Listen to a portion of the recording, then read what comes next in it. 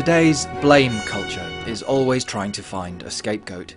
Yet I know that I too am part of that culture. We all are. So how do we know what's right or wrong? Who taught you the difference? How do we change direction? For me personally, it comes through my family, and as you grow up and you are in the society, you learn more about perhaps social norms and what is right and wrong in the world that you work and the world that you live in, and obviously your family and your friends. And it's a continuous development. You don't get to a stage in your life where you know everything or you've learnt everything. Yeah, we have the teaching of the Bible.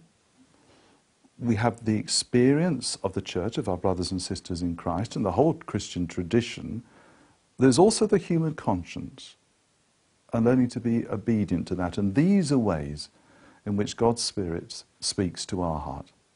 Our task, I guess, as Christians is to preach the gospel truth of the way of love. I think you grow up, there is something inside you, something that says, this is right. Conscience. Yes, and this is wrong.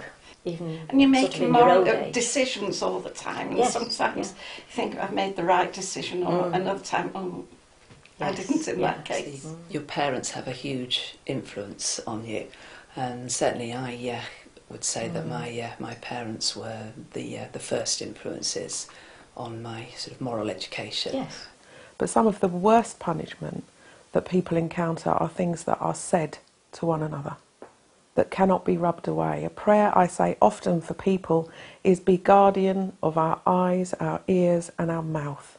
Because the things that we have seen, the things that we have heard and the things that we have said stay often for a lifetime. In today's society, we don't talk about sin very often, but I think I want to say, come back sin, all is forgiven. It's something we can talk about. So, for instance, is there anybody, anywhere, who hasn't gone to bed on a regular basis and lay there thinking, why did I say that? Why didn't I do that? So in other words, all of us fall short of our own standards. You know, we have that experience of lying there thinking, why did I do that? We all fall short of our own standards. Now, that's actually not a bad way of beginning to think about sin. You know, if we fall short of our own standards, what about the standards of God? You know, that God has purposes for this world, standards for how we should live our lives. We see them lived out perfectly in Jesus Christ. And when we compare ourselves to that, we fall short.